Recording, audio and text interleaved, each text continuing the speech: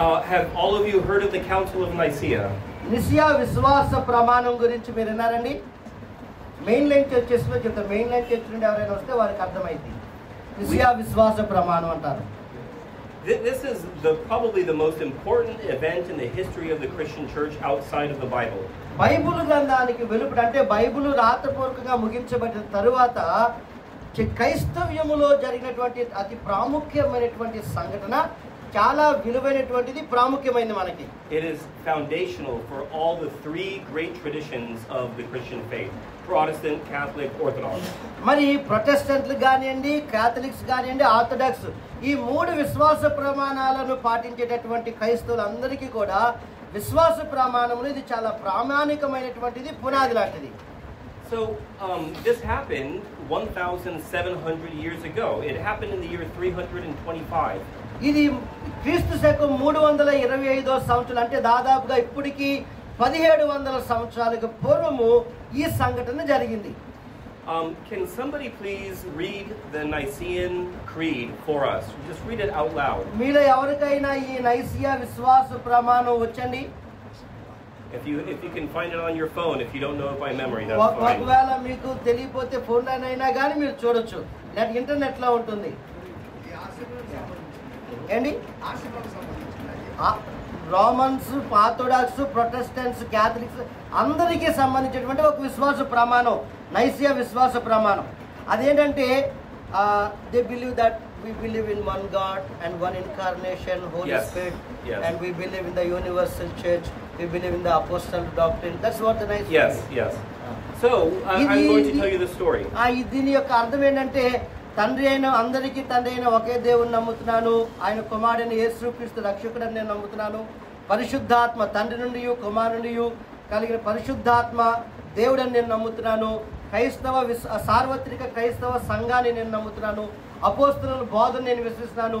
ఇవి నైసియా విశ్వాస ప్రమాణంలో ఉన్నటువంటి కొన్ని ప్రాముఖ్యమైన విషయాలు ఆయన చెప్తారు. So we're now in the years like 300s.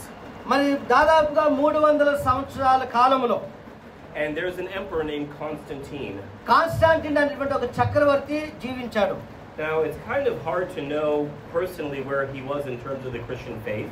మరి అది ఆయన వ్యక్తిగతంగా యేసుక్రీస్తు విశ్వాసంలోనికి వచ్చారు. But his mother was named Helena.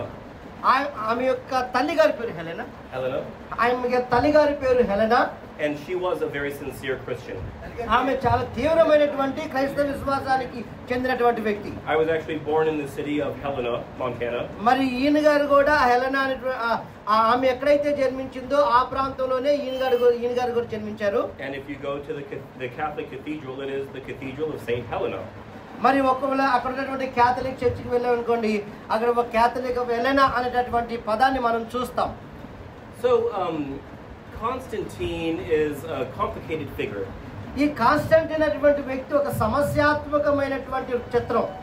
At that time, the Roman Empire, the main enemy they have is the Persians or Iran. అప్పట్లో ఈ యొక్క రోమియన్కి ఉన్నటువంటి ఒక శత్రువులు ఎవరనంటే పర్షియన్స్, లేకపోతే ప్రస్తుతం ఇరానీయులు అని చెప్పబడుతున్నటువంటి వారు. And so what he does is he starts a new city called Constantinople. ఆయన కాన్స్టాంటినోపిల్ అనేటువంటి ఒక కొత్త పట్టణాన్ని కట్టడం ప్రారంభించారు కాన్స్టాంటిన్ చక్రవర్తి. And that was later conquered by the Turkish people. ఆ తర్వాత అది తుర్కీల చేత మరి స్వాధీనం చేసుకోబడింది. And today that is called Istanbul. ఈ రోజున అది ఇస్తాంబుల్ అనేటువంటి పట్టణంగా పిలువబడుతుంది. But I'm going to use the historical name Constantinople. అయితే నేను చరిత్రలో అది ఎలాగైతే ప్రారంభించబడిందో అదే రీతిగా కాన్స్టాంటినోపిల్ అనేటువంటి పదంతో నేను చెప్తున్నాను. And Constantinople simply means the city of Constantine in Greek. Constantinople అని అంటే దాని అర్థం ఏంటంటే కాన్స్టాంటిన్ యొక్క నగరము అని అర్థం, పట్టణము అని అర్థం. Anyway, he starts this city so that there are two capital cities in the Roman Empire. ఎందుకు ఈ పట్టణాన్ని కట్టడం ప్రారంభించారంటే ఈ రోమా సామ్రాజ్యంలో రెండు రాజధానులు ఉండాలి అనేటువంటి ఉద్దేశంతో ఈ కాన్స్టాంటినోపిల్ అనేటువంటి పట్టణాన్ని కట్టడం ప్రారంభించారు. During this time, during his reign, రోమా సామ్రాజ్యంలో రెండు రాజధానులు ఉండాలి అనేటువంటి ఉద్దేశంతో కాన్స్టాంటినోపిల్ అనేటువంటి పట్టణాన్ని కూడా కట్టడం ప్రారంభించారు. And During this time, Constantine sees that the Christian religion is growing. ఈ కాన్స్టాంటిన్ చక్రవర్తి కాలంలో క్రైస్తవ్యం అనేటువంటిది వ్యాప్తి చెందుతూ వస్తుంది. And he, in the year around 312, I think, he issues an edict, which is like a law. మరి దాదాపుగా 312వ సంవత్సరంలో అతని జీవితంలో ఒక సంఘటన ఎదురైంది. It's called the Edict of Milan because that's the city in Italy where he writes. మరి అతను ముందుగా నివసించేటువంటి పట్టణం ఎడిక్ట్ ఆఫ్ మిలాన్ అనేటువంటి పట్టణానికి సంబంధించినటువంటిది. And he says Christianity is now a permitted, lawful religion.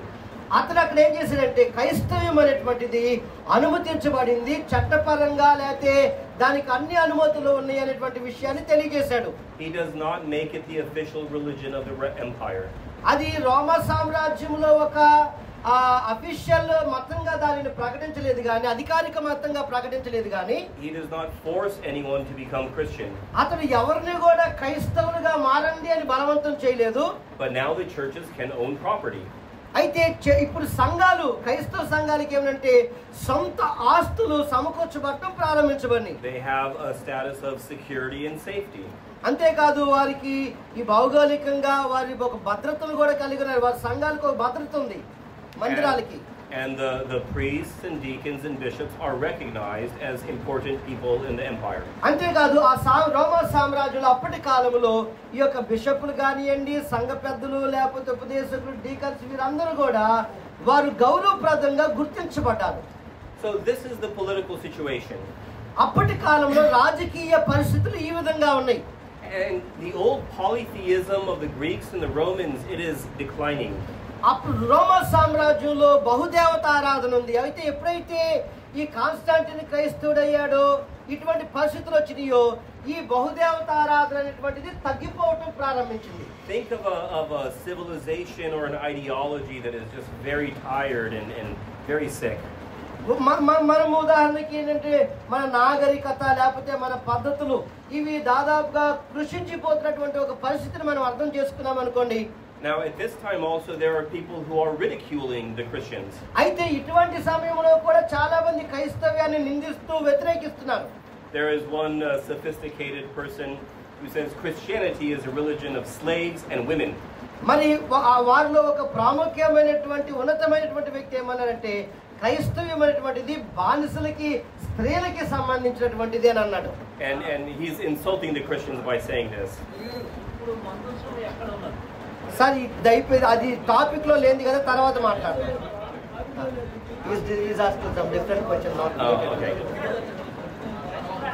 And Christianity has grown all around the Mediterranean area. అయితే ఈ మధ్యధరా ప్రాంతం అంతా కూడా క్రైస్తవ్యం అనేటువంటిది విస్తరించి వ్యాప్తి చెందుతూ ఉంది. And it has grown beyond the Roman Empire, outside the Roman Empire. ఇది రోమా సామ్రాజ్యానికి వెలుపట కూడా విస్తరించడం ప్రారంభించింది. In Persia, Ethiopia, and India. పర్షియాలోను, ఇథియోపియాలోను, ఇండియాలో కూడా క్రైస్తవ్యం విస్తరించడం ప్రారంభించింది. But most of the Christians are there in what is the Roman Empire. అయితే చాలా మంది క్రైస్తవులు రోమా సామ్రాజ్యంలో వచ్చినటువంటి వారే. But always remember, Christianity existed beyond the Roman Empire. అయితే మనం గమనించాల్సింది ఏంటంటే క్రైస్తవ్యం రోమా సామ్రాజ్యానికి పరిమితమైంది కాదు, రోమా సామ్రాజ్యానికి అతీతమైనటువంటిది. But it's kind of like in the United States when they have elections. అది ఎలాంటిదంటే ఉదాహరణకి ఈ యొక్క అమెరికా దేశంలో జరిగినటువంటి ఎలక్షన్స్ లాంటివి. Maybe you've never been to the United States, but people all over the world are looking because it's going to influence where they are. అయితే మనలో ఎవరో అమెరికా దేశానికి వెళ్ళలేకపోయి ఉండొచ్చేమో కానీ ప్రపంచం అంతా కూడా ఈరోజు అమెరికా దేశము అక్కడ ఏం జరుగుతుందని చూస్తారు. ఎందుకంటే అక్కడ జరిగేటటువంటి పరిణామాలు మన మీద ప్రభావితం చూపిస్తున్నాయి కాబట్టి. So Christianity existed beyond the Roman Empire. కాబట్టి క్రైస్తవ్యం అనేటువంటిది, సంఘం అనేటువంటిది రోమా సామ్రాజ్యానికి అతీతముగా ఉన్నటువంటిది. But what happened in the Roman Empire would be important for all of Christendom. అయినప్పటికీ రోమా సామ్రాజ్యంలో ఎటువంటి పరిస్థితులు అయితే ఉన్నాయో అది సంఘం మీద ఎంతో కొంత ప్రభావం చూపిస్తూనే వస్తుంది. Now we have a guy from Libya. ఉదాహరణకి లిబియా నుండి ఒక వ్యక్తి ఉన్నాడు. His name is Arius. అతని పేరు areas. And he goes to the main Christian city of Africa, Alexandria. Africa ఖండంలో ఉన్నటువంటి అలెగ్జాండ్రియా అనేటువంటి ఒక ముఖ్య పట్టణానికి అతను వెళ్ళాడు. Alexandria is intellectual, energetic city.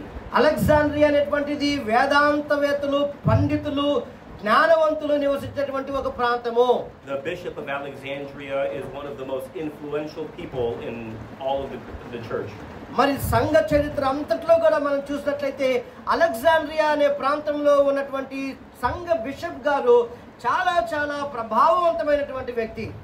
There are philosophers. There is still a Jewish community. This is where the Septuagint was translated hundreds of years ago. అంతేకాదు Alexandria ప్రాంతంలోనే ఎంతో మంది వేదాంత పండితులు 72 మంది హిబ్రూ భాషలోనిటువంటి బైబిల్ని గ్రీకు భాషలోనికి తర్జుమా చేసే సెప్టువజింట్ అటువంటి ఆ ట్రాన్స్లేషన్ చేశారు.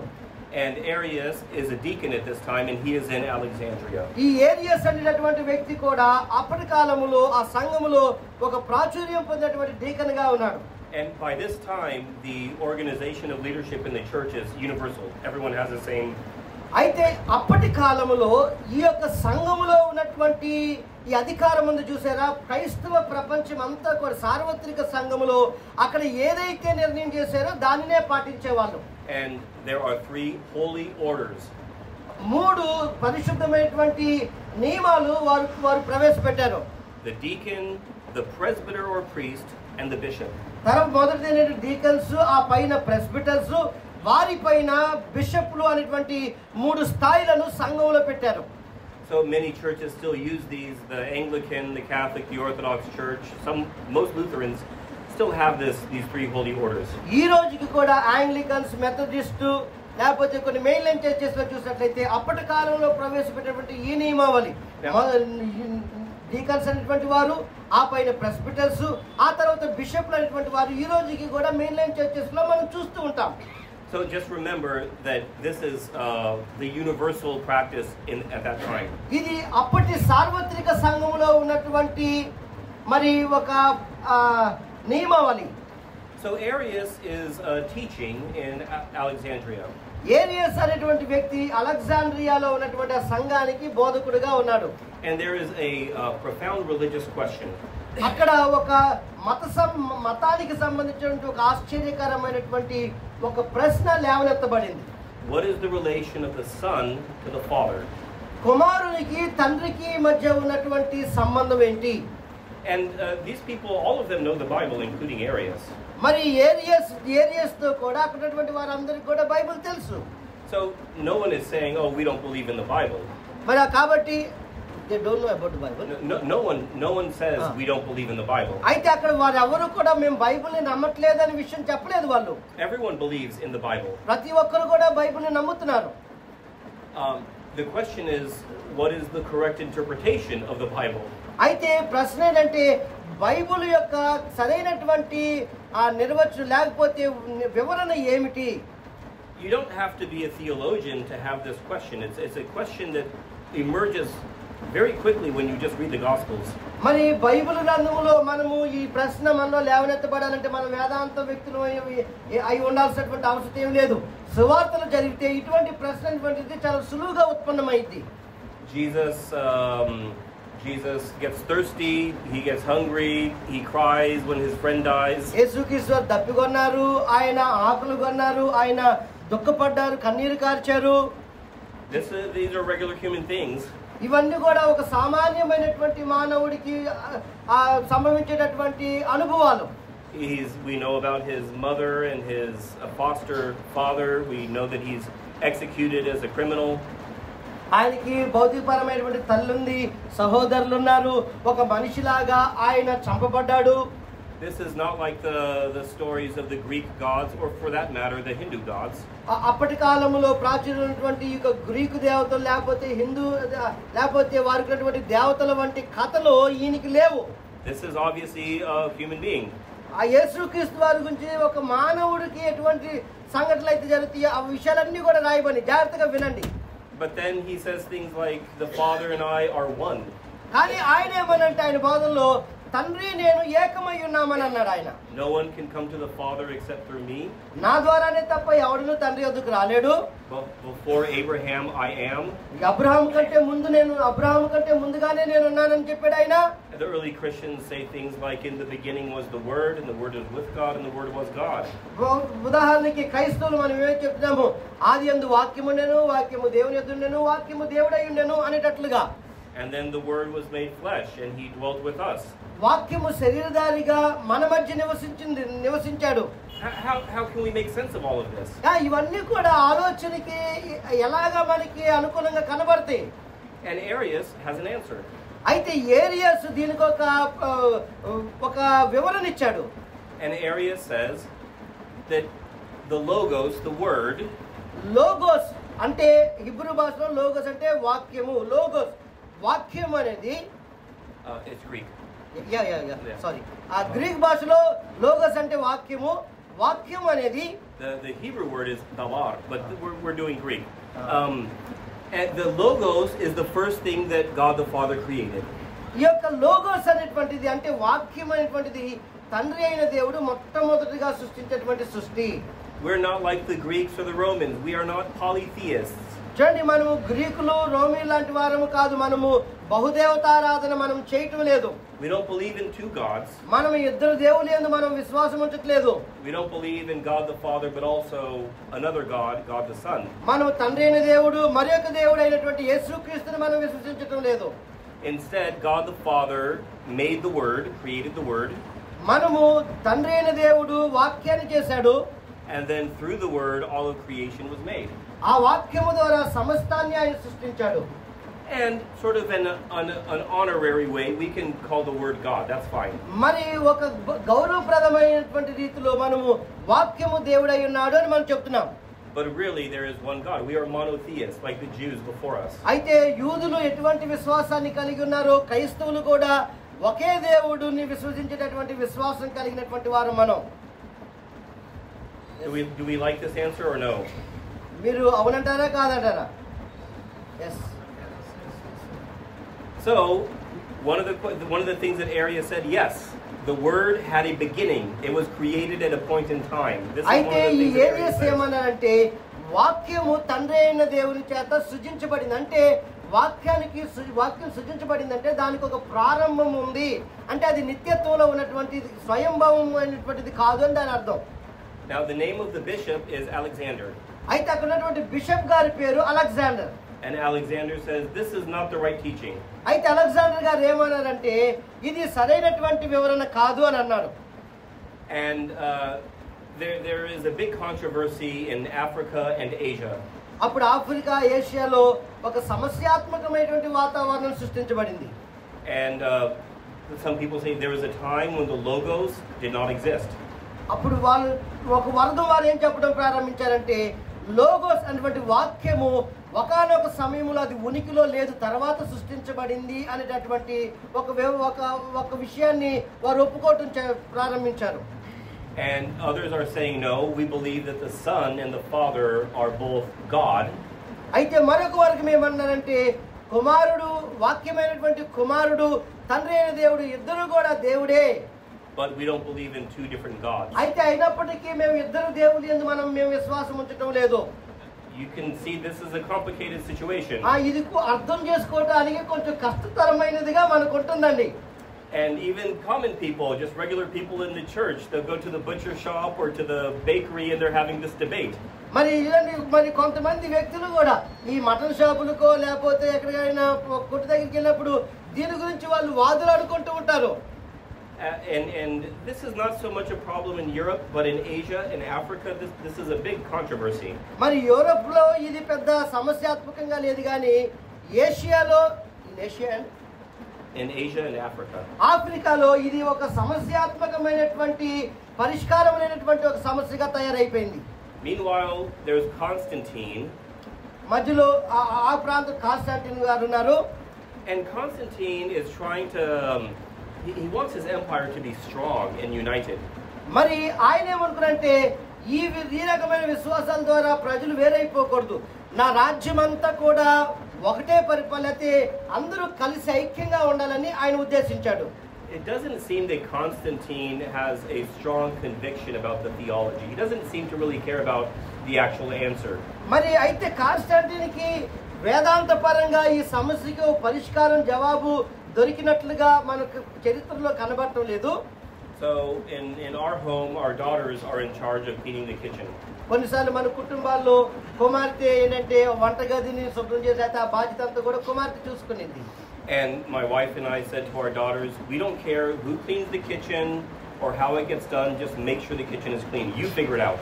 మరి ఆయన కుటుంబంలో అయితే భార్య కుమార్తె ఇదిగో మేము ఈ కుటుంబంలో ఈ వంటగదిని గురించినటువంటి వివరణ మాకు లేకపోతే దీని విచారం మాకేమో దాన్ని చూసుకోవాల్సిన బాధ్యత అంతా నీదే అంటారు. So Constantine correctly understands that the church has to resolve this issue. అప్పుడు కాన్స్టాంటిన్ గారు ఏమన్నారంటే సంఘము ఖచ్చితంగా ఈ సమస్యను పరిష్కరించవలసిందే అనే ఒక ఉద్దేశానికి వచ్చాడు. And this is not a secondary issue. There are many secondary issues in the church that you can have local options. That's fine. అయితే ఇది ఒక్కటి మాత్రమే సంఘంలో ఉన్న సమస్య కాదు, ఇతర సమస్యలు కూడా ఉన్నాయి. అయితే అది స్థానికంగా ఉన్నటువంటి సంఘాలు పరిష్కరించుకోదగినవే. But this is not a secondary issue. This has to do with the core doctrine of the Christian religion. అయితే ఇప్పుడు ఈ సమస్య అనేటువంటిది సంఘంలో ఏదో స్థానికంగా కూర్చొని చర్చించుకునేది కాదు. ఇది వాక్యానుసారంగా వేదాంత పరంగా దీన్ని క్షుణ్ణంగా పరిశీలించి పరిష్కరించవలసినటువంటి సమస్య. So Constantine does something that nobody had done before. అయితే కాన్స్టాంటిన్ అప్పటి వరకు ఎవరు చేయని ఒక పని చేశాడు. He calls an ecumenical or Catholic council. ఆయన ఎక్యుమెనికల్ లేకపోతే ఆ సార్వత్రిక సంఘములో ఉన్నటువంటి ఆలోచన చెప్పగలిగినటువంటి వారందరినీ కూడా సమకూర్చాడు. Now we have an example of the church council in Jerusalem, Acts. ఉదాహరణకి యెరూషలేములో ఒక కౌన్సిల్ అనేటువంటి జరిగింది. పౌలు సువార్త ద్వారా పరిచయ సమస్య వచ్చినప్పుడు యెరూషలేములో అపోస్తలులు పెద్దలు కూర్చొని ఆ సమస్యకి పరిష్కారం కనుగొన్నారు. But that's not ecumenical, that's a local council. అది సార్వత్రిక సంఘంగా చేసేటువంటి ఆలోచన కాదు. అక్కడ స్థానికంగా ఉన్నటువంటి సంఘము సంఘ పెద్దలు అపోస్తలులు కలిసి చర్చించేటువంటి చర్చా వేదిక. Yeah, those are the representatives of Antioch and Jerusalem and they have this local question. అవి ఏంటంటే స్థానికంగా ఉన్నటువంటి సమస్యలు, ఉదాహరణకి వారి యొక్క సున్నతి గురించి లేకపోతే ఇతర విషయాల గురించి వారు కూడా సమస్యలు పరిష్కరించుకున్నారు. And at that time having local councils, it was common. Everyone knew that this was a regular thing to do. అయితే స్థానికంగా ఒక సంఘములో ఒక చర్చా వేదిక లేకపోతే సమస్యలు పరిష్కరించేటటువంటి సమావేశాలు జరగటువంటిది సర్వసాధారణం. ఇప్పటికీ కూడా ఇటువంటి విషయాలు ఉన్నాయి. You could have a council for the bishops in Egypt, the bishops in Italy, the bishops of Iberia. This was normal. మరి ఈజిప్ట్లో ఉన్నటువంటి బిషప్స్, లైబీరియా లేకపోతే నైజీరియాలో ఇటువంటి స్థలాల్లో ఉన్నటువంటి బిషప్స్ అందరూ కూడా స్థానికంగా ఒక చర్చా వేదిక సమస్యను పరిష్కరించుకునేటువంటి ఒక వేదికను వారు కలిగి ఉన్నారు. So this is a new idea that he's going to have bishops literally from all around the Roman Empire and beyond the Roman Empire. అయితే ఇక్కడ కాన్స్టాంటిన్ చేస్తున్నటువంటి ఒక విషయం ఏంటంటే రోమా సామ్రాజ్యంలో ఉన్నటువంటి బిషపులు మాత్రమే కాదు, రోమా సామ్రాజ్యానికి వెలుపడి సంఘంలో ఎంతమంది బిషపులు అయితే ఉన్నారో వారందరినీ కూడా సమకూర్చి ఈ సమస్య విషయమై చర్చించడానికి ఒక చర్చా వేదికను ఏర్పాటు చేశాడు. And it appears that there was a bishop from what would be northern India or Persia, that area, whose name was John.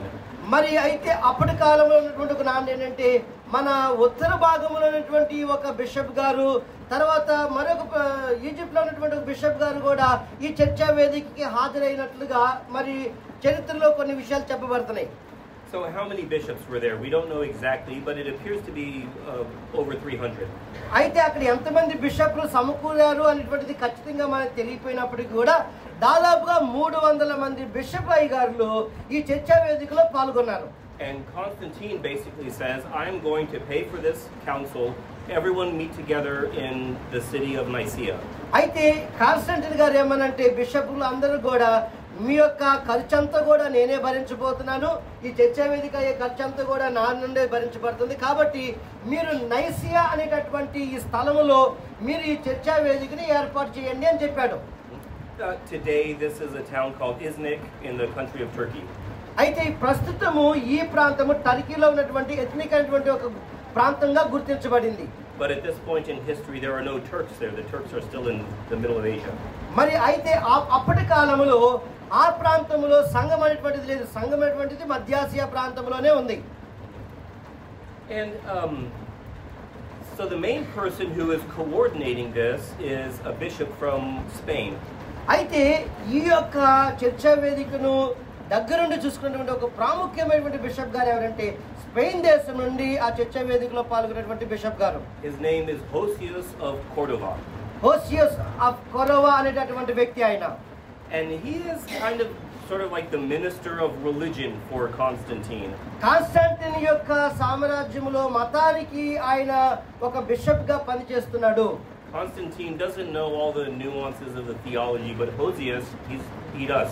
Konstantin గారికి బైబిల్ వేదాంతం ఎక్కువగా తెలియదు కానీ కాన్స్టాంటిన్ యొక్క కన్సర్న్ లో పనిచేసినటువంటి హోసియస్ గారికి మాత్రం బైబిల్ వేద సంబంధమైనటువంటి విషయాలన్నీ కూడా అవగాహన ఉన్నాయి.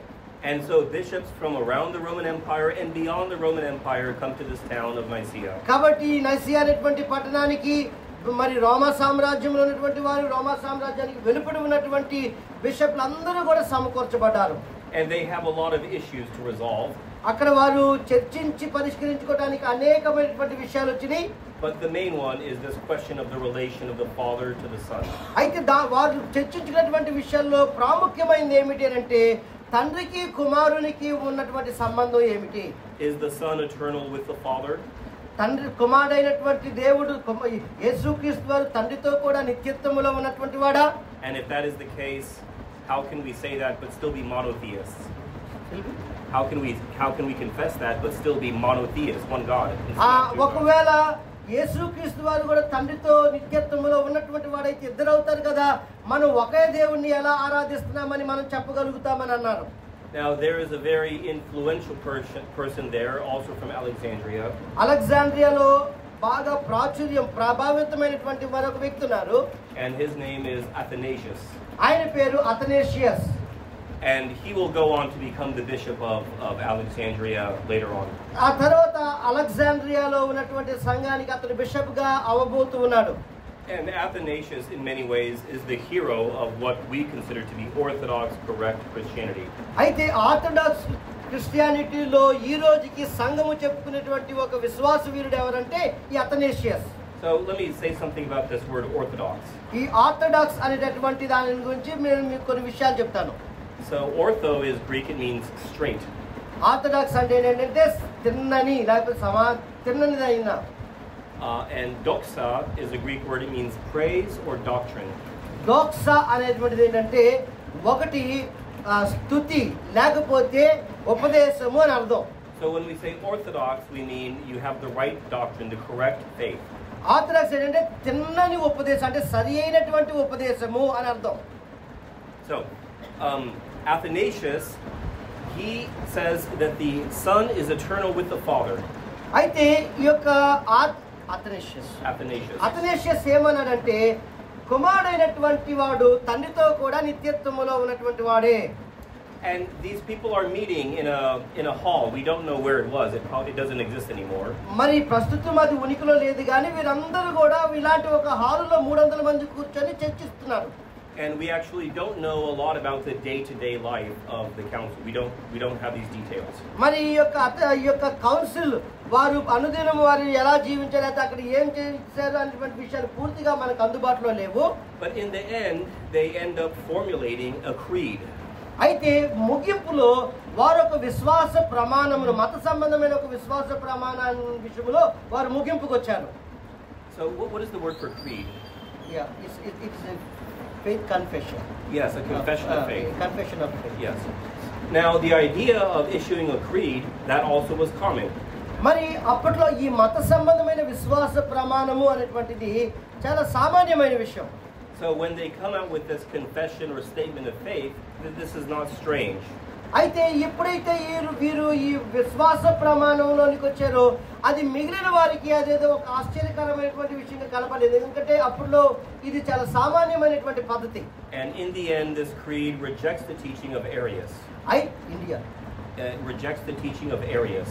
అయితే వారిలో చాలా మంది ఏరియస్ ప్రతిపాదించేటువంటి ఈ సిద్ధాంతాన్ని తృణీకరించి అంటే వాక్యానికి ప్రారంభం ఉంది, వాక్యము తండ్రితో నిత్యత్వంలో లేడు అనేటటువంటి ప్రతిపాదన ఏరియస్ ఏదైతే చేశాడో దానిని మిగిలిన వారంతా తృణీకరించారు. It is monotheistic. We believe in one God. మేము ఒకే దేవుణ్ణి విశ్వసిస్తున్నాము. But then regarding Jesus, it says that Jesus is God of God, light from light, true God from true God. అయితే యేసుక్రీస్తు గురించి మేము ఒకే దేవుని విశ్వసిస్తున్నాం కానీ యేసుక్రీస్తు వారు దేవునిలో నుండి దేవుడు, జీవములో నుండి జీవము, ఆయన వెలుగై ఉన్నాడు అనేటువంటి ఒక విశ్వాస ప్రమాణాన్ని వారు చెప్పారు. Begotten, not made. ఎందుకంటే దేవుడు అనేవాడు కలుగజేయబడడు. Of one substance with the Father. దేవునిలో లేకపోతే ఒకటై దేవుని నుండి ఒకటిగా ఆయన తయారు చేయబడడు. Now some people will say the Council of Nicaea gave us the doctrine of the Trinity. That's not correct. మరి చాలా మంది ఏమంటారంటే ఈ యొక్క నిసియా విశ్వాస ప్రమాణం నుండి త్రిత్వం అంటే తండ్రి, కుమార, పరిశుద్ధాత్మ ముగ్గురు దేవుడు అనేటువంటి ఒక విశ్వాస ప్రమాణాన్ని తీసుకొచ్చారని అంటారు కానీ అది వాస్తవం కాదు. But it starts to give us the vocabulary that can develop into the doctrine of the Trinity. అయితే వారు ఉపయోగించేటువంటి ఆ పదాలను చూసారా, రాను తర్వాత అది త్రిత్వము అనేటటువంటి ఒక పదాన్ని తీసుకొని వచ్చింది. And it starts to give us the vocabulary to think about and to talk about theologically the incarnation. అయితే he is asking to repeat it again once again. In history, I will develop to introduce the word Trinity. It's going to give us the vocabulary that will develop into the doctrine of the Trinity. అది ఎటువంటి పదాలను ఇచ్చిందంటే రాను రాను చరిత్ర అంటే క్రైస్తవ చరిత్రలో త్రిత్వము అనేటువంటి ఒక పదము ఉద్భవించేటట్లుగా అది ఉపయోగపడింది, సహాయపడింది. Yes, the word Trinity is a Latin word. All of this is happening in Greek, by the way. ఈ ట్రినిటీ ఇవన్నీ కూడా గ్రీకు సంబంధించినటువంటి పదాలు, ఎందుకంటే గ్రీకు భాష ప్రాచుర్యంలో ఉన్నప్పుడు. The word Trinity is invented. It's a new word. ఈ ట్రినిటీ త్రిత్వము అనేటువంటి పదము అది కనుగొనబడింది. And it's invented by a lawyer who becomes a Christian in the city of Carthage in North Africa. North ఆఫ్రికాలో ఉన్నటువంటి ఒక న్యాయవాది ఆ ప్రభులోకి వచ్చిన తర్వాత అతడు చేసినటువంటి పరిశీలనలో ఈ త్రిత్వం అనేటువంటి పదం ఉద్భవించింది. His name is Tertullian, and he's the first of the church fathers to write in Latin. మరి అంతేకాదు అతని పేరు టెర్టులియన్. లాటిన్ భాషలో దేవుని వాక్యాన్ని తర్జుమా చేసి రాయటానికి అతడు పితామహుడు. Good question. మంచి ప్రశ్న అడిగారు. So you have this affirmation then that Jesus Christ is truly God and truly man. మనకి యేసుక్రీస్తు వారు దేవుడు, ఆయన నిజమైన దేవుడు, నిజమైన మానవుడు అనేటువంటి ఒక విషయం తెలుసు. They don't actually. It's going to take another 100 years to figure out how to explain that. ఒకవేళ యేసుక్రీస్తు వారు పరిపూర్ణమైన దేవుడు, పరిపూర్ణమైన మానవుడు అనే విషయాన్ని ఒకవేళ మనం వివరించడానికి ఇలాంటి తరగతుల్లో కూర్చుంటే 100 సంవత్సరాలు పట్టింది. And if we have time, I'll tell you that story too. We cannot conclude that with the word that is 100% ఆత్మ ఉంది ఆయనకి, 100% శరీరం లేదు. ఒక ఆయన 100% శరీరం ఉంది, 100% ఆత్మ ఉందని ఒక ఆయన చెబుతున్నాడు. తప్పండి. అది యేసుక్రీస్తు వారు పరిపూర్ణమైన మానవుడు. ఆయన సశరీరుడు అంటే నిజమైన మానవుడు యేసుక్రీస్తు వారు. మనం నిజమైన మనం పాపంలో పడిపోయిన మానవులు. యేసుక్రీస్తు వారు నిజమైన మానవుడు, సశరీరుడు. ఆయన ఒక్కడే నిజమైన మానవుడు. Yes, I just gave some clarification. Is it okay? Yeah. I don't know his question or your answer, but I trust you. You are a good scholar. Okay, so this is very exciting, isn't it? ఇది కొన్ని విషయాలు, ఇది ఆశ్చర్యకరమైనటువంటి విషయమే ఇది మనకి. We have all these bishops from Europe and Africa and a lot from Asia. Asia ప్రాంతం నుండి, ఆఫ్రికా, యూరోప్ నుండి చాలా మంది బిషప్ గారులు అక్కడ చర్చ వేదికలో పాల్గొన్నారు. And Christianity has just recently become a legal religion about 15 years ago or 11 years ago. About 11 years ago. ఆ తర్వాత ఒక 11-15 సంవత్సరాల తర్వాత క్రైస్తవ్యం అనేటువంటిది అధికారికమైనటువంటి మతంగా గుర్తించబడింది. Some of these bishops are still bivocational. ఇప్పటికీ వారిలో చాలా మంది బిషప్లు Bible వేదాంతపరమైనటువంటి ఉపదేశకులు. Yeah, I'm the bishop of my city, but also I'm a baker. చూడండి మరి a baker. మరి చూడండి, వాస్తవానికి ఆయన పట్టణంలో ఆయన బిషప్ గారు అయి ఉన్నారు. అదే సమయంలో ఆయనకి ఒక వృత్తి కూడా ఉంది. So this is, but on the other hand, some of these bishops were very important men who had many churches and monasteries. మరి చాలా మంది వారి ఆశ్రమాల్లో సంఘాలు ఉన్నటువంటి బిషప్ గారులు వారు ఉన్నారు. అయ్యారు అది అయిన తర్వాత మీరు అడగండి, ఎందుకంటే మీరు అంటే నేను దాని మీద కాన్సన్ట్రేట్ చేయలేకపోతున్నాను. సారీ ఏమనుకోకండి. 300 మంది సమావేశం అయ్యారన్న కదా, 300 మంది బిషప్లు, తండ్రి బ్యాచ్ బిషప్లు, తల్లి batch బిషప్లు. He is asking, 300 bishops were gathered. Are they with the father or with the Arius? That's what he's asking. Well, these bishops, they come to an agreement about the basic creed. So they are with Athanasius. They go with Athanasius. చేరి వచ్చినటువంటి 300 మంది బిషప్లు కూడా ఈ యొక్క చర్చా వేదిక ముగిసిన తర్వాత మనం ఈ రోజు చెప్పుకునేటువంటి మెయిన్ సంఘాల్లో చెప్పుకునేటువంటి నైసీ ప్రమాణ విశ్వాస ప్రమాణం ఉంది కదా, దీనితోనే ఏకీభవించి అందరూ కూడా అథనేషియస్ వైపే ఉన్నారు, ఏరియస్ వైపే ఎవరు లేరు. And today, if you study church history at any seminary or Bible college, they will say this is the Orthodox Christian faith. Whether you're Protestant, Catholic, Orthodox, everyone agrees. ఈ రోజుకి మనము సంఘాల్లో చూసినట్లయితే వారు ఆ బిషప్లు చేసేటువంటి విశ్వాస ప్రమాణం ఏమైందో ఈ రోజు కూడా సంఘాలు, ఆర్థోడాక్స్ సంఘాలు కానివ్వండి, క్యాథలిక్ సంఘాలు కానివ్వండి, వీరందరూ కూడా వారు చేసేటువంటి విశ్వాస ప్రమాణాన్ని అవలంబిస్తున్నారు.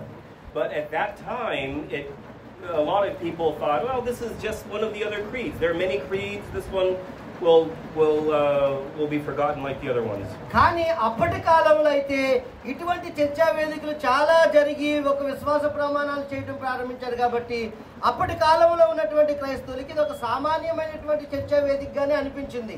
It will take about 80, 90, maybe 100 years for people to say this is correct. Everyone agrees on this. ఆ తర్వాత ఒక 50, 80, 90 సంవత్సరాల తర్వాత ఇదే సరైనటువంటి విశ్వాస ప్రమాణం అని ప్రజలు అంగీకరించి దాన్ని అవలంబించడం ప్రారంభించారు. Meanwhile, the Arian church continues to exist with the Germans outside of the Roman Empire. మరి అదే సమయంలో ఏరియస్ మరి తప్పుడు సిద్ధాంతాన్ని ఎవరైతే ప్రతిపాదించారో యేసుక్రీస్తు వారికి ప్రారంభం ఉంది, ఆయన నిత్యుడు కాదనేటువంటిది, ఈ ఏరియస్ తన పరిచర్యని కానీ మరి వీటిని కొనసాగిస్తూనే ఉన్నాడు. జర్మన్ ప్రాంతము ఇంకా రోమా ప్రాంతానికి వెలుపల ఈయన యొక్క సేవ కొనసాగుతూనే వచ్చింది. Anyway, the Arius is condemned and he is picked up. Yeah, he's kicked out of the church. అయితే ఏరియస్ అనేటువంటి వ్యక్తి ఖండించబడ్డాడు, అతను బోధలు ఖండించబడి సంఘంలో నుండి అతను వెలివేయబడ్డాడు. And it's important to recognize that just because they confirmed the Nicene Creed, not everyone was thinking like Athanasius. అయితే ఇక్కడ ఈ 300 మంది బిషప్లు నైసియా విశ్వాస ప్రమాణం చర్చా వేదికలో పాల్గొన్నారు కదా, వాళ్ళందరూ కూడా అథనేసియస్ వంటి ప్రజ్ఞాశీలు లేకపోతే అథనేసియస్ లాగా ఆలోచించినటువంటి వారు కాదు. Some people said, well, this is not ideal, but it's a compromise. We can live with it. వారిలో చాలా మంది ఏమనుకున్నారంటే ఇది వాస్తవమైనటువంటి వివరణ కాకపోవచ్చు, ఇద్దరి మధ్య జరిగినటువంటి యొక్క చర్చలో ఎవరో ఎక్కడో ఒకరు రాజీ పడిపోయారు అని అనుకున్నారు కొంతమంది. They also do some other things at this council in addition to issuing this creed. మరి ఈ యొక్క నిశ్చయ కౌన్సిల్ తర్వాత దీనికి మరలా కొన్ని జతపరచడానికి మరికొన్ని చర్చా వేదికలు జరిగినాయి. All of these problems had started in Alexandria, so this council writes a letter to the church in Alexandria. మరి అలెగ్జాండ్రియా ప్రాంతంలో ఈ యొక్క సమస్యలన్నీ కూడా ప్రారంభించబడినాయి కాబట్టి ఈ అలెగ్జాండ్రియా సంఘం నుండి అంటే ఆ ప్రాంతం నుండి ఇతర సంఘాలకు వీరు పత్రికలు రాయటం ప్రారంభించారు. They also issue several different church laws. అంతేకాదు ఆ సంఘాల్లో ఉన్నటువంటి ఇతర విషయాలను కూడా వారు వాటిని పొందుపరచడం ప్రారంభించారు. A lot of these have to do with people who had denounced or who had given up the Christian faith in the days of persecution. What do they have to do to come back to the church? అంతేకాదు వీరు రాసినటువంటి ఆ పత్రికల్లో అప్పటి కాలంలో ఉన్నటువంటి సంఘానికి కలిగినటువంటి హింసలను బట్టి చాలా మంది విశ్వాసాన్ని త్యజించి వెనక్కి వెళ్ళిపోయారు. వీరిని మరలా ప్రోత్సహించి ఎలా విశ్వాసంలోనికి వీరిని తీసుకొని రావాలి అనే విషయాలు కూడా ఈ పత్రికలో పొందుపరిచి వారు రాశారు. And most of these were simply looking at different practices in different parts of the church and saying, okay, all of us agree that this is the way that we're going to handle these pastoral issues. మరి ఆ తర్వాత సంఘాలకి ఇది ఒక నియమావళి అయిపోయింది, ఇది విశ్వాస ప్రమాణం, దీనిని మనం పాటించాలి, ఈ రీతిగా మనం కొనసాగాలి అని చెప్పుకునే విధానాన్ని బట్టి రాను రాను సంఘాలలో ఇదే ఒక నియమావళిగా మార్చబడింది. In any case, those are of minor importance. The creed is the main thing that to this day is still by far the most important event in the history of the church. మరి ఈ రోజుకి సంఘ చరిత్రలో జరిగినటువంటి ఈ సంఘటనలో మిగిలిన విషయాలు చాలా చిన్నమైనటువంటి విషయాలు, కానీ యేసుక్రీస్తు వారి యొక్క దైవత్వ తండ్రితో ఆయనకున్నటువంటి సంబంధం, దీనిని గురించి ఆ చర్చా వేదికలో ఏ విశ్వాస ప్రమాణం అయితే వారు ప్రవేశపెట్టారో ఈ రోజుకి సంఘాలలో ఇదే చాలా ప్రాముఖ్యమైనది. మిగిలిన విషయాలు చిన్న చిన్న సమస్యతోనే వారు చర్చించుకొని ముగించుకుంటున్నారు. Now people will say again that this is about the Trinity, not so. మరి ఇది చాలా మంది ఈ నైసియా విశ్వాస ప్రమాణాన్ని గురించి ఇది త్రిత్వాన్ని గురించి జరిగినటువంటిది అని అనుకుంటారు, కానీ వాస్తవానికి అది త్రిత్వాన్ని గురించి కాదు. For example, this says almost nothing about the Holy Spirit. ఎందుకంటే ఈ నైసియా విశ్వాస ప్రమాణములో పరిశుద్ధాత్మను గురించినటువంటి చర్చ ఎక్కడ కూడా వేదికలో రాలేదు. It says we believe in the Holy Spirit, the Lord. వారు పరిశుద్ధాత్మ ప్రభు అని మేము నమ్ముతున్నామన్నారు అంతే. Today, if you read the creed, it says we believe in the Holy Spirit, the Lord, the giver of life. కానీ ఈ రోజు మనం చూసినట్లయితే పరిశుద్ధాత్మ దేవుడు ప్రభు అయి ఉన్నాడు, ఆయన జీవమునిచ్చువాడై ఉన్నాడు. With the Father and the Son, He is worshipped and glorified. తండ్రితోను కుమారుడితోను ఆరాధించబడుతూ పొగడబడుతున్నటువంటి దేవుడు. He has spoken through the prophets. ఆయన ప్రవక్తలతో మాట్లాడాడు. He proceeds from the Father. తండ్రి నుండి He proceeds from the Father. Yes, తండ్రి నుండి later on, a group తండ్రి in నుండి కూడా Spain తండ్రి నుండి కుమారుడు ఆయన వచ్చేటువంటి వాడు. తర్వాత will say he proceeds from the Father and the Son. తండ్రి నుండి వచ్చినటువంటి వాడు తర్వాత ఏమంటే తండ్రి నుండి కుమారుడి నుండి కూడా ఆయన నిత్యత్వం ఏకత్వం కలిగినటువంటి వాడు. So where do they add all this material about the Holy Spirit though? తర్వాత పరిశుద్ధాత్మను గురించి విషయాలన్నీ కూడా వారు ఎక్కడ వాటిలో పొందుపరిచారు తెలియదు. Now clearly these are biblical teachings. We can point everything in the creed, we can point to Bible verses and say this is where it comes from. మరి ఈ విశ్వాస ప్రమాణం నైసియా విశ్వాస ప్రమాణంలో ఉన్నటువంటి ప్రతి వాక్యము కూడా వాక్యానుసారమైంది, దాంట్లో మనం వాక్యాన్ని చూడగలం. Some Christians will say, well, why do we need a creed when we have the Bible? చాలా మంది ఏమంటారంటే నైసియా విశ్వాస ప్రమాణం మనకెందుకు, దేవుని వాక్యం బైబిల్ గ్రంథం ఉంది కదా అంటారు. With all due respect, it's a very childish question. నేను మీతో చాలా మర్యాదపూర్వకంగా చెప్తున్నాను ఏంటంటే, ఒకవేళ మీకు ఇటువంటి ప్రశ్న ఉంటే మీరు ఒక చిన్నపిల్లల వంటి మనస్తత్వం కలిగిన వారు, పరిపక్వతలోనికి మీరు రాలేదు. Because the creed is a summary of the essential biblical teachings. That's what the creed is. ఎందుకంటే ఈ విశ్వాస ప్రమాణం నైసియాలో జరిగే విశ్వాస ప్రమాణం అనేది ఏంటంటే బైబిల్ గ్రంథంలో వాక్యం అంతట్లో ఏముందో ఆ వాక్యపు సారమే ఈ విశ్వాస ప్రమాణం. And it's a way of saying everyone has to agree on this. Can you have local beliefs and traditions? Of course, but everybody has to believe in this. అయితే ఈ విశ్వాస ప్రమాణంలో ఉన్నది మరొకటి ఏమిటంటే, మీరు స్థానికంగా మీకు కొన్ని వ్యత్యాసాలు ఏదైనా ఉండొచ్చేమో కానీ బైబిల్ వేదాంత పరంగా ప్రతి ఒక్కరూ కూడా ఈ నైసియా విశ్వాస ప్రమాణాన్ని వారు తప్పకుండా అవలంబించాలి, వారు కలిగి ఉండాలి అని వారు చెప్పారు. And we do this today in the way that we govern our countries all over the world. మరి ఈ రోజు కూడా మనం చూసినట్లయితే ప్రపంచంలో అనేక దేశాలు ఈ రీతిగానే నడిపించబడుతూ ఉన్నాయి. You can have one law in Uttar Pradesh and have a different one in Andhra Pradesh. One law. మనం ఉత్తరప్రదేశ్లోనైనా లేకపోతే ఆంధ్రప్రదేశ్లోనైనా కానీ ఒకటే న్యాయశాస్త్రాన్ని కలిగి ఉన్నాం. But then sooner or later there are national laws and no one can change those. ఆ తర్వాత ఏమైందంటే మరి జాతీయంగా అంటే మనం దేశవ్యాప్తంగా కొన్ని న్యాయపరమైనటువంటి చట్టాలు నియమాలు వచ్చినాయి. దాంట్లో ఏ ప్రాంతం వారైనా కానీ వాటిని ఉల్లంఘించవలసినటువంటి స్వాతంత్రం వారికి లేదు. Well, let's fast forward to the year 381. అయితే 381వ సంవత్సరంలో this is where we have a council in the capital city of Constantinople.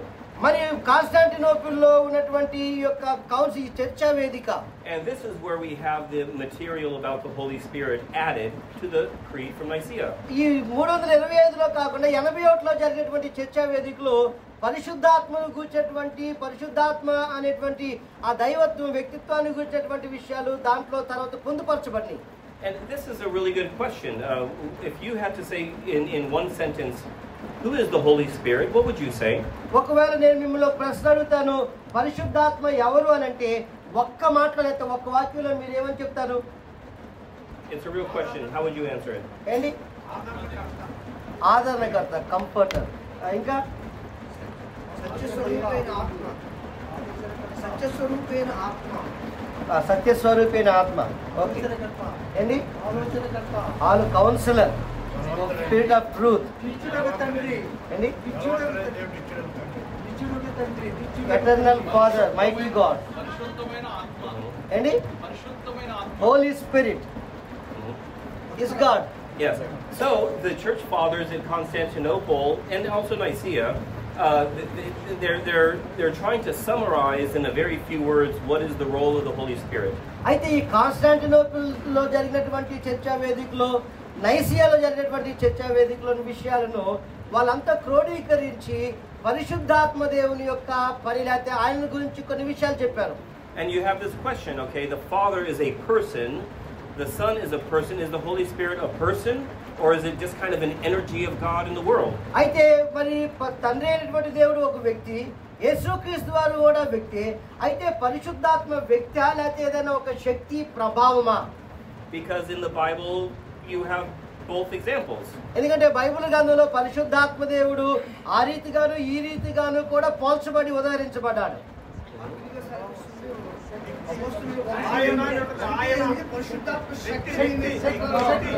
Greek, the word pneuma is a neutral gender. Yes, that's correct. Yeah, that's actually correct. The Greek word pneuma is a neutral word. It's neither masculine nor feminine. That is correct. Greek భాషలో రాయబడినటువంటి పదము ఆత్మకు, దయచేసి వినండి, Greek భాషలో ఆత్మకు ఉపయోగించబడినటువంటి పదము అది స్త్రీలింగమో పుల్లింగమో కాదు, అది ఒక న్యూమా అనేటటువంటిది, అదొక శక్తిగా లేదా ఒక ప్రభావంగా ఉపయోగించబడింది. Yeah, so is the Spirit just kind of the energy of God active in the world, or is it actually like a person? పరిశుద్ధాత్మ అనేటువంటిది దేవుని యొక్క శక్తి పరిశుద్ధాత్మగా పనిచేస్తుందా లేకపోతే పరిశుద్ధాత్మ ఒక వ్యక్తి? Well, at Constantinople, they have to settle this question. అయితే కాన్స్టాంటినోపుల్ లో జరిగినటువంటి చర్చా వేదికలో దీనిని కూడా వారు పరిష్కరించాలని అనుకున్నారు. And this is where we start to this is where we can identify clearly how it helps us to have the language of the doctrine of the Trinity. మరి త్రిత్వములోని ఈ యొక్క వేదాంతపరమైనటువంటి భాషను మనము చదివి దీనికి ఎలా న్యాయపరమైనటువంటి వివరణ మనం ఇవ్వగలము అని అనుకున్నారు. We believe in one God with one essence. ఒకే సారము కలిగినటువంటి ఒక్క దేవుణ్ణే మనం నమ్ముతున్నాము. And there are three persons who participate in that one essence. ఆ యొక్క ఒకటే సారములో ముగ్గురు వ్యక్తులు కలిసి పని చేస్తున్నారు. And this is a technical word, participation. Participation. అంటే ఏంటంటే ఇది ముగ్గురు కలిసి వారు పని చేయటం అనేటువంటి ఒక విధానం. Some of the Greek church fathers will use the word perichoresis. మరి Can you repeat it again? The Greek word perichoresis. అయితే గ్రీకు భాషలో ఏముందంటే perichoresis అనేటటువంటి ఒక పదం ఉపయోగించబడింది. In English this word is dancing. Dancing. ఆ ఇంగ్లీష్ లో ఏంటంటే నాట్యం చేయటం అనేటటువంటి ఒక అర్థం ఇచ్చే పదం. So think of three persons who are dancing together. ముగ్గురు వ్యక్తులు కలిసి ఒకటే రీతిగా నాట్యం చేయటం. But there is one dance. అయితే వారు చేసే నాట్యం ఒకటే. Obviously these are images. ఇవి వారి యొక్క వ్యక్తిత్వాలు. These are metaphors. అవి ప్రత్యక్షపరచబడినవి. But in the end we do believe in one God eternally existing in three persons. అయితే అంతిమంగా మనం ఒకే దేవుడిని ముగ్గురు వ్యక్తులలో తనకు తానుగా నివసించేటువంటి ఒకే దేవుడిని మనం విశ్వసిస్తున్నాము. And this is what Constantinople will tell us. The Holy Spirit is not simply the energy of God in the world, though that is the Holy Spirit as well, but the Holy Spirit is a person. మరి అయితే Constantinople లో జరిగినటువంటి చర్చా వేదికలో పరిశుద్ధాత్మ అనేటువంటిది ఏదో దేవుని శక్తి పని చేయటం కాదు. పరిశుద్ధాత్మ దేవుడు ఆయన వ్యక్తి, అదే సమయంలో దేవుని శక్తిగా కూడా ఆయన పని చేస్తూ ఉన్నాడు. Because of that we can worship the Holy Spirit, we can pray to the Holy Spirit. దానిని బట్టి మనం పరిశుద్ధాత్మను ఆరాధన చేయగలము, పరిశుద్ధాత్మకు మనం ప్రార్థన చేయగలము. The Holy Spirit has done things. That's why they create this edition. It says he has spoken through the prophets. ఆయన పరిశుద్ధాత్మ దేవుడు ఎలా పనిచేసంటే ఆయన ప్రవక్తల ద్వారా మాట్లాడాడు.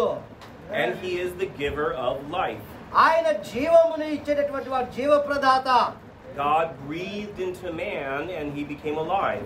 దేవుడు మనుషుల్లోనికి ఆయన ఊదాడు, మనుషుడు జీవించే ప్రాణయ్యాడు. The Hebrew word for breath, wind, spirit, they're all the same word. దేవుడు వారి నాసికారంధ్రంలో ఊదాడు అనేటువంటి మాట ఆత్మ, గాలి, లేకపోతే ఊదుట, ఇవన్నీ కూడా మరి దరిదాపుగా ఒకటే పదము. And the same thing in Greek, they're all the same word. మరి గ్రీకు భాషలో కూడా అదే మరి దానికి సమానమైనటువంటి పదం ఉపయోగించబడింది. That's why sometimes in the Old Testament it'll say the wind of God, and other translations will say the Spirit of God. They're the same word in Hebrew. అందుకనే ఇంగ్లీష్ భాషలో మనం చూసినట్లయితే బైబిల్ గ్రంథంలో ఇంగ్లీష్ లో ఒక్కో చోట దేవుని ఆత్మ అని రాయబడింది, మరో చోట ఆయన గాలి వంటి వాడిగా, లేకపోతే గాలి వంటి ఒక శబ్దంగా ఆయన ప్రత్యక్షపరచబడ్డాడు. And so he is the giver of life in terms of physical human life. మరి భౌతిక మానవ జీవితంలో మనం ఆలోచన చేసినట్లయితే ఆయన మనకి జీవమునిచ్చేవాడు. But he is also the giver of eternal and spiritual life. అంతేకాదు ఆయన నిత్య జీవాన్ని మనకి ఊపిరిని కూడా దయచేసేవాడు. Nobody can be saved without the action of the Holy Spirit in his heart. మరి ఒక వ్యక్తి హృదయంలో పరిశుద్ధాత్మ దేవుడు పని చేయకపోతే ఎవరు కూడా రక్షించబడరు. Okay, so this is their phrase, and it's very profound: giver of life. కాబట్టి ఆయన జీవమును అనుగ్రహించేటటువంటి వాడు. ఈ పదము చాలా ప్రభావవంతమైంది. So here we have the Holy Trinity. కాబట్టి ఇక్కడ మనకు పరిశుద్ధమైన త్రిత్వం మనకు కనబడుతుంది. One God existing eternally as three persons. ఒకే దేవుడు నిత్యత్వములో ముగ్గురు వ్యక్తులుగా వసిస్తూ ఉన్నాడు. The Father is in Orthodox theology called the fountainhead of divinity. What's that? Fountainhead, like a spring. ఈ తండ్రి అయినటువంటి దేవుడు త్రిత్వములోని దైవత్వములో ఆయన ఒక ఓటలాగా కనబడుతున్నాడు. What is the name of the relationship between the Father and the Son? తండ్రికి కుమారునికి మధ్యనటువంటి ఆ సంబంధానికి ఉన్నటువంటి పేరేమిటి? The name of that relationship is generation. ఆ యొక్క మరి 10 minutes tea break. can we give 10 minutes free break? Sure. Yeah. We will continue after. That's fine. Is it okay? ఒక 10 నిమిషాలు టీ బ్రేక్ తీసుకోండి, మళ్ళీ తర్వాత మనం వద్దాం. అలా లేచి వెళ్ళండి, నిద్రపోతున్న వారికి కూడా అందరూ కూడా 10 నిమిషాలు లాగండి. మళ్ళీ టీ బ్రేక్ లేదు.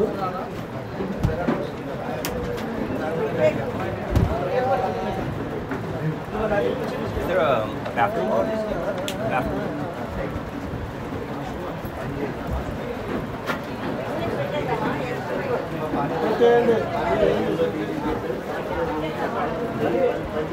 I can wait. We can.